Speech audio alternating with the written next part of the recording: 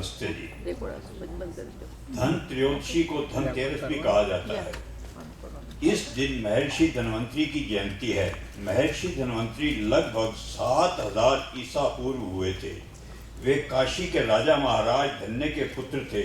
उन्होंने शल्य शास्त्र पर महत्वपूर्ण खोज की थी। धन्वंतरी के जीवन का सबसे बड़ा आयुर्वेदिक प्रयोग अमृत का है। उसके जीवन के साथ अमृत का स्वर्ण कलश जुड़ा है। चित्र में भी उनके हाथ में स्वर्ण कलश दिखाया जाता है। अमृत निर्माण करने का प्रयोग धन्वंतरी ने स्वर्ण पात्र में ही बताया था।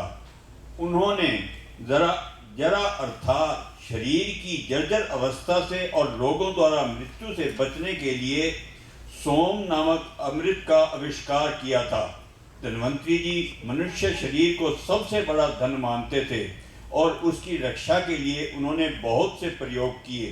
उनके अनुसार 100 प्रकार की मृत्यु है। उनमें मूल रूप से 2 हैं। एक है काल मृत्यु और दूसरी है अकाल मृत्यु।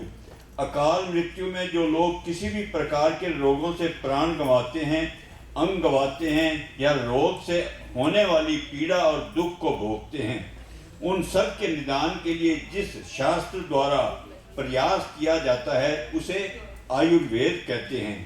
आयुर्वेद का मतलब है जिस ज्ञान के द्वारा मनुष्य की आयु को बढ़ाया जाए या घटने से बचाया जाए। आयुर्वेद में प्रमुख रूप से चरक संहिता, सुश्रुत संहिता, अष्टांग हृदय, भाव प्रकाश, कश्यप संहिता, शार्ङ्गधर संहिता आदि ग्रंथ मिलते हैं। हम लोगों ने समुद्र मंथन की चर्चा सुनी है। समुद्र शरीर को भी कहते हैं। इस शरीर में देवताओं और राक्षसों दोनों का निवास है। ब्रह्मचर्य, संयम, जितेंद्रियता, तप, स्वाध्याय, ईश्वर उपासना, भजन कीर्तन, मातृ पितृ सेवा, यज्ञ अनुष्ठान, परोपकार आदि गुण देवताओं का प्रतिनिधित्व करते हैं। वैसे ही काम, क्रोध, मद, लोभ, अहंकार, राग, द्वेष, ईर्ष्या, छल, कपट, चोरी, हिंसा के विचार, दुर्व्यसन जैसे दुर्गुण राक्षसों का प्रतिनिधित्व करते हैं। जब इस समुद्र रूपी शरीर को ब्रह्मचर्य, तप, योग, स्वाध्याय, ध्यान और योग के द्वारा मथते हैं, तब अमृत अर्थात शुरू की उत्पत्ति होती है, शुक्र की उत्पत्ति होती है, जो हमारे शरीर में तेज और ओज का कार्य करता है। इसी को ऊर्ध्वरेता कहा जाता है। तब मनुष्य लोग अमृत अर्थात परमात्मा यानी मोक्ष को प्राप्त करते हैं। महर्षि धन्वंतरी ने जिस अमृत की बात कही है वहाँ गिलोय को अमृता कहा जाता है, जो मनुष्य को ज्वर आदि रोगों से मुक्त करते हैं। नमृता अमृता। महर्षि धन्वंतरी ने मनुष्य तन को सबसे बड़ा धन माना है। पहला सुख निरोगी काया, दूजा सुख घर में हो माया। हमारी सबसे बड़ी संपत्ति और संपदा हमारा स्वस्थ शरीर है। कहते हैं ना, जान है तो जहान है। भगवान धन्वंतरी के स्वर्ण कलश में गिलोय का रस है।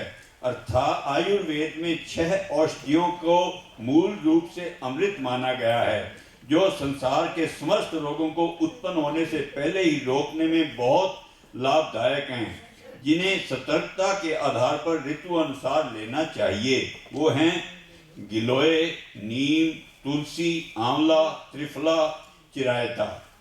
हजारों वर्षों तक तो जब कोई परंपरा चलती है तो उसमें कुछ न कुछ त्रुटियां आ जाती हैं।